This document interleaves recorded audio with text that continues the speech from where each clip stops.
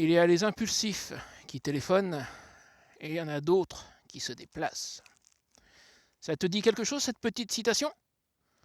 J'espère que oui, parce que ça correspond à un petit jeu auquel on va jouer aujourd'hui pour tester mon nouveau micro. Tu sais que j'avais des problèmes avec le micro que j'ai mis récemment dans mon casque. À partir de 50 km/h, il saturait, c'était horrible. J'en ai un nouveau.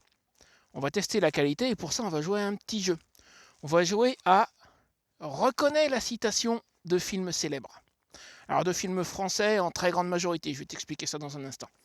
Pour information, ce que je vais te demander, je vais rouler à diverses allures, je vais parler. Et pour avoir quelque chose à dire, pour tester ce micro, j'ai eu l'idée de sortir des dialogues de films. Alors ça va être en grande partie du Audiard, mais pas que. Donc fais gaffe, il y a des pièges, parce que si tu t'imagines que c'est tout le temps Audiard, à certaines citations, ça va être du Audiard. Crois pas que ça soit tout le temps ça. Et donc pour information, celle que je viens de te sortir, donc là, effectivement, c'était un film avec des dialogues d'Audiard. C'était, je te donne l'exemple, donc je vais te demander de trouver le titre du film, le nom du personnage, et dans l'idéal même le nom de l'acteur qui joue ce personnage. Donc, dans l'exemple que je viens de te citer, je te le redonne, il y a les impulsifs qui téléphonent et il y en a d'autres qui se déplacent. Et c'est une scène des tontons flingueurs vers la fin, dans la distillerie clandestine, quand c'est Théo qui dit ce dialogue. Je crois qu'il est avec... alors, j'ai oublié le nom du... C'est un des porte-flingues. Il est avec Jean Lefebvre. Et l'acteur qui joue Théo, c'est Ernst Frank. Et ils attendent Monsieur Fernand, joué par Lino Ventura, pour essayer de lui mettre quelques trous supplémentaires dans la peau. Et quand Jean Lefebvre se dit « mais il aura déjà dû téléphoner », t'as Théo qui lui sort cette réplique. Donc voilà, ça c'est un exemple. Donc le titre du film, c'est « Les tontons flingueurs ». Le nom du personnage, c'est Théo, et il est joué par Ernst Frank. Maintenant, on va y aller tout en roulant, donc je vais te sortir diverses citations. Et puis il vaudrait mieux, parce que je commence à avoir chaud dans mes gants d'hiver en fait. Et puis à toi de me trouver les films, les personnages, les acteurs. Allez, c'est parti.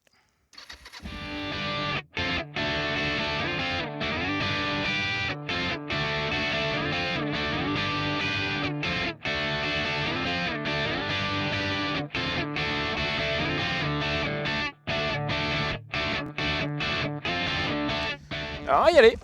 Alors, tu remarqueras que j'ai changé de veste parce que j'ai déjà tourné cette vidéo il y a quelques jours et en fait l'autre veste est un peu juste pour moi et elle a juste une poche de poitrine interne et en mettant le téléphone qui enregistre le son dans la poche de poitrine et j'entends très clairement sur l'enregistrement que quand je ferme la veste il y a quelque chose qui a dû bouger et tac d'un coup plus de son. Donc ce coup-ci j'ai remis ma vieille veste avec ses poches externes, ce qui devrait éviter ce problème. Solution temporaire. Allez, on va commencer par quelque chose de facile. De très facile tellement cette citation-là est connue. Tu ne peux pas ne pas la connaître, surtout si tu es un minimum cinéphile. C'est pas possible que tu la connaisses pas. Mais c'est pas parce qu'on commence par du facile que ça sera toujours du facile. Je t'avertis. Donc la première, la très facile. Pour info, pour raison de test du micro, je roule à 40 km/h là. Les cons, ça ose tout. C'est même à ça qu'on les reconnaît. Celle-là, à mon avis, tu vas trouver. Tu ne peux pas ne pas trouver. C'est juste pas possible. Alors je vais passer le stop, ça te laisse quelques instants pour me répondre dans le chat ou dans les commentaires, suivant quand tu regardes cette vidéo. Et on va passer à la suivante. Attention, qu'est-ce qu'ils font sur la route ?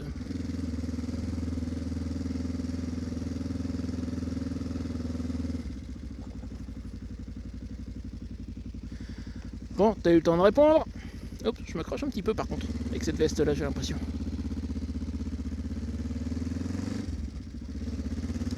T'as eu le temps de répondre, alors on va passer à du plus difficile. Pour certaines, je vais te donner des indices. Alors celle-là, je vais te décrire un petit peu la scène.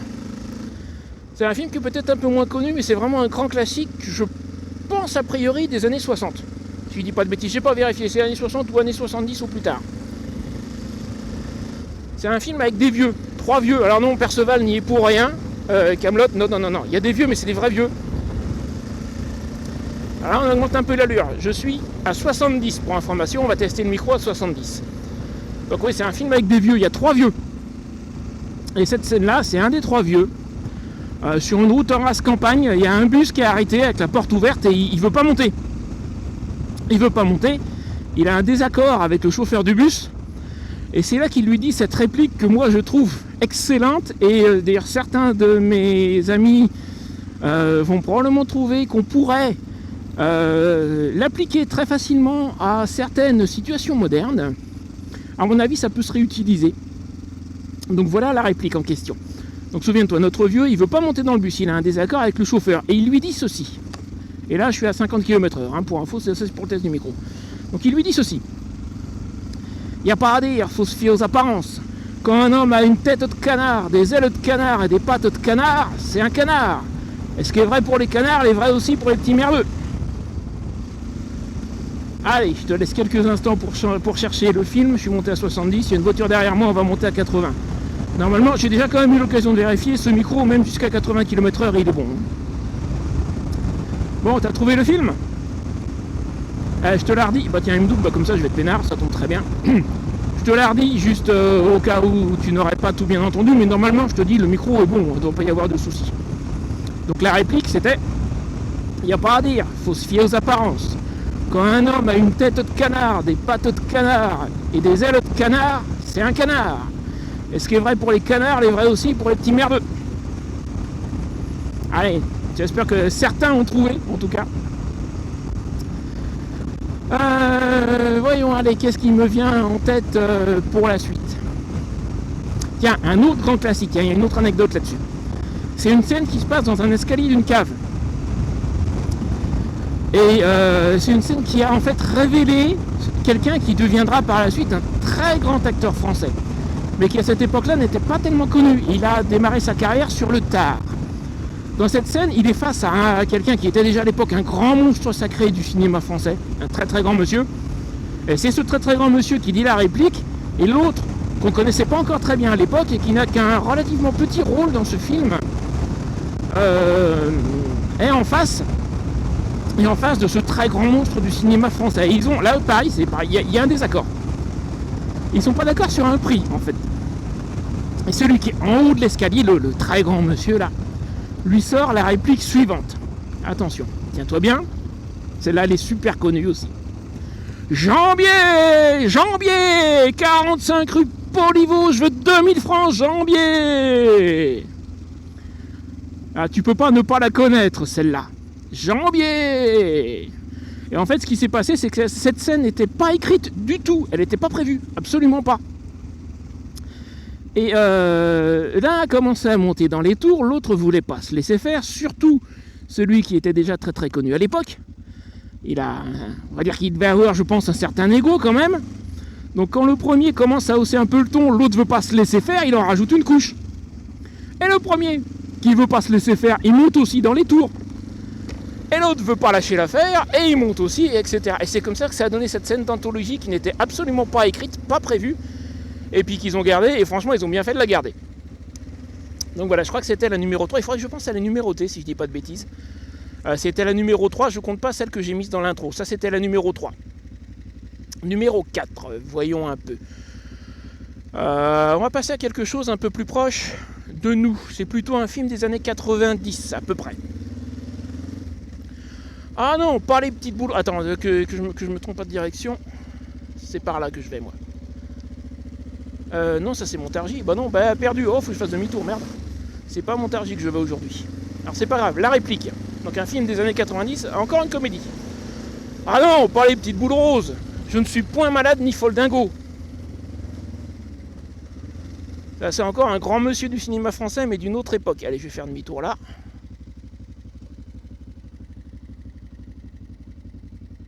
Hop là, comme au permis, demi-tour sans mettre le pied. Donc oui, mauvais réflexe parce que là je suis parti vers Montargis, c'est pas Montargis que je vais aujourd'hui.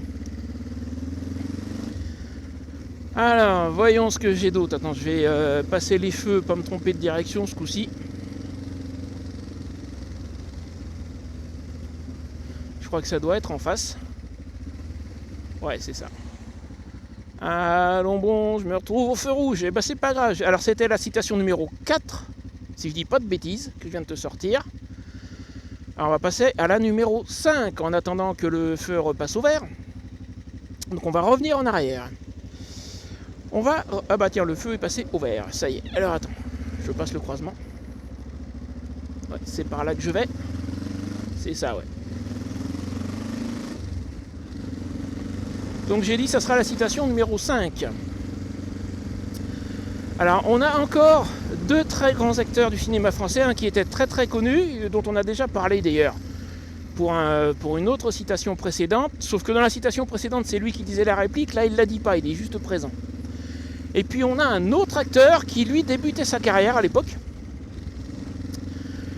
qui deviendra un des très très très grands acteurs des années 80, qui était connu pour faire ses cascades lui-même. On l'a vu notamment suspendu à un hélico.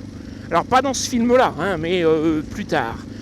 Et là je pense que tu as déjà dû cerner qui est l'acteur en question, c'est très probable. Donc dans la scène, ils sont trois, ils sont face à un monsieur Hainaut. Hainaut c'est pas le nom de l'acteur, hein, c'est le nom du personnage.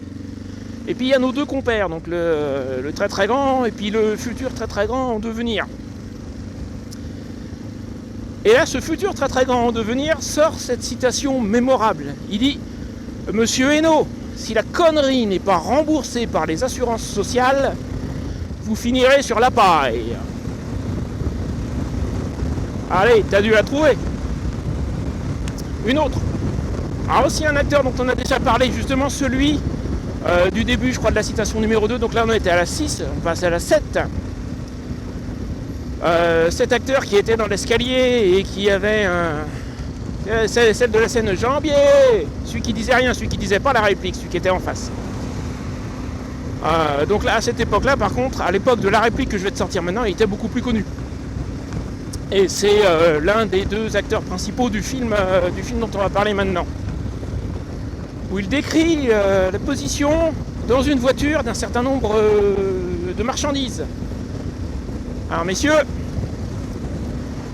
la chenouf est dans les ailes, les diamants dans la batterie, l'or dans les pare-chocs, et le Yukon-kun, messieurs, le Yukon-kun, il est là.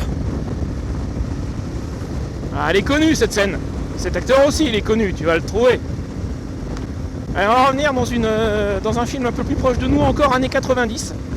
Je saute les époques, je vais de l'un à l'autre. Alors, un film années 90, elle est très très courte celle-là. J'espère que tu as eu le temps de répondre à la précédente. Je vais te laisser encore quelques secondes. On en était à la numéro 7, si je dis pas de bêtises. J'espère que je me gourre pas dans les numéros. Sans ça, on va avoir du mal à s'y retrouver dans les commentaires. Donc là, a priori, si je me gourre pas, c'est la numéro 8.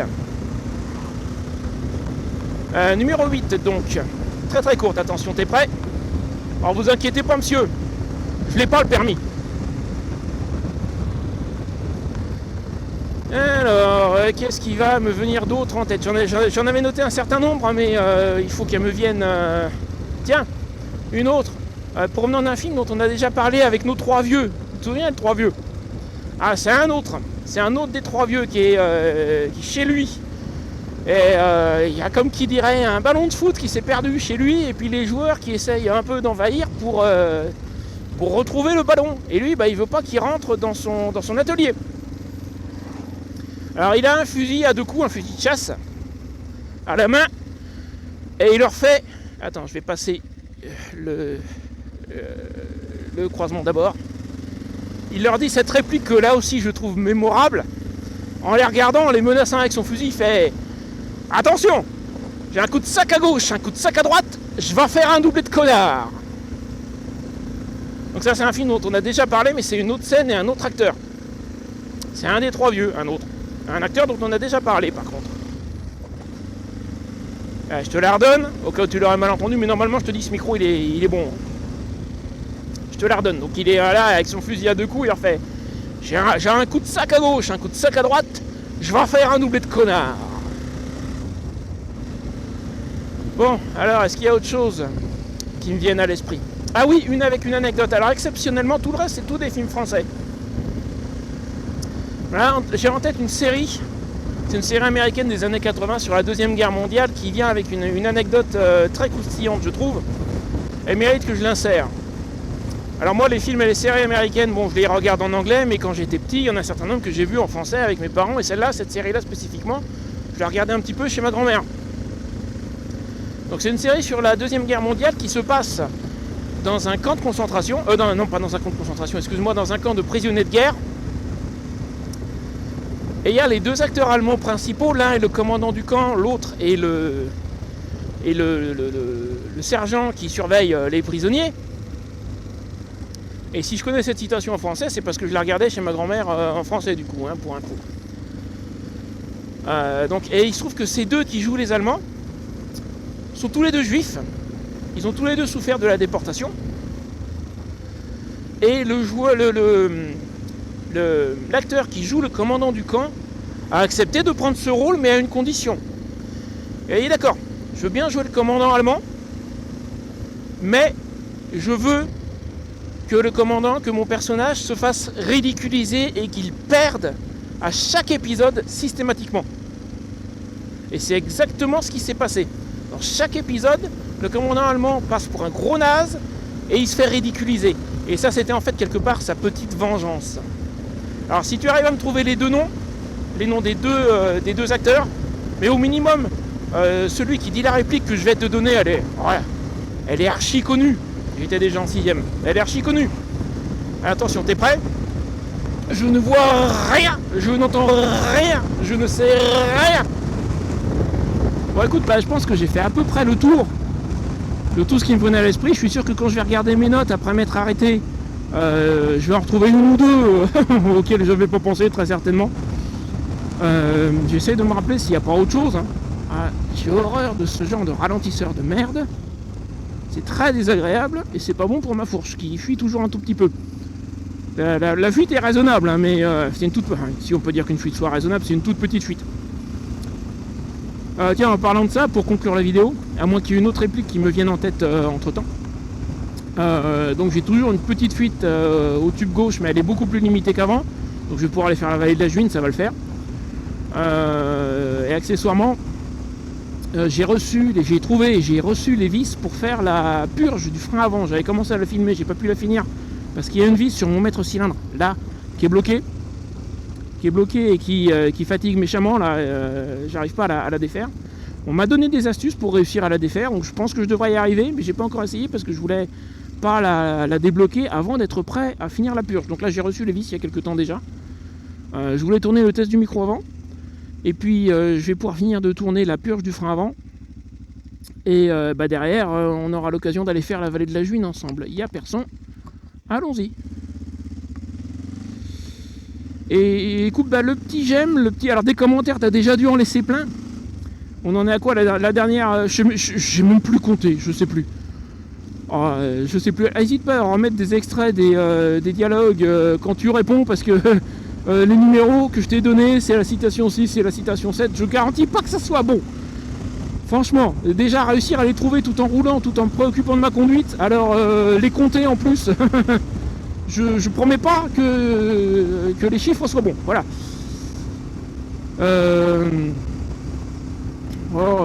Ouais, d'accord. Forcément, elle va beaucoup moins bien rouler comme ça maintenant. Hein. Bon, ça c'est un grand classique aussi. Allez, je pense que je vais m'arrêter là parce que j'ai plus rien qui me vienne en tête. Mais je pense qu'on est pas mal quand même. Et puis de toute façon, je suis bientôt arrivé. Qu'est-ce que c'est que ce bazar? Demain, je suis bientôt arrivé au supermarché où je me rends pour faire quelques courses. Qu'est-ce que c'est que ce bordel? Il n'y a pas de feu ici. Je suis pas passé très souvent, mais j'ai pas souvenir qu'il y ait un feu. Ah il y a des feux de chantier, d'accord. Bon on va faire avec. Hein. Oui, parce qu'il me semblait bien de passer par là à 70 en fait, donc le coup des feux, ça me paraissait louche. Il y a des feux de chantier. D'accord, écoute, je te laisse là, donc le petit j'aime, le petit commentaire, le petit partage, tout ça. Enfin, tu connais la chanson. Si t'es pas encore abonné, c'est le moment. À bientôt.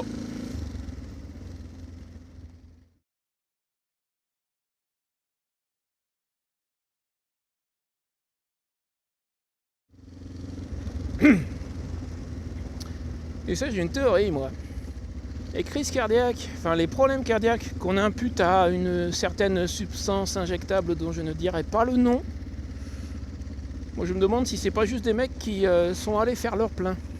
Si tu vois ce que tu veux dire. 1-880, le samplon 98, au secours. Au secours. Crise cardiaque. J'espère que l'enregistrement est bon, parce que sans ça, j'en ai marre. Hein. C'est jamais que la 4e fois que je tourne cette vidéo. Je l'ai déjà fait 2 fois avec l'autre micro qui lui c'est le micro qui était pas bon. Une fois avec ce micro là mais la prise a bougé en cours de route. Ce coup-ci j'espère que le son est bon. Je le saurai dans quelques minutes.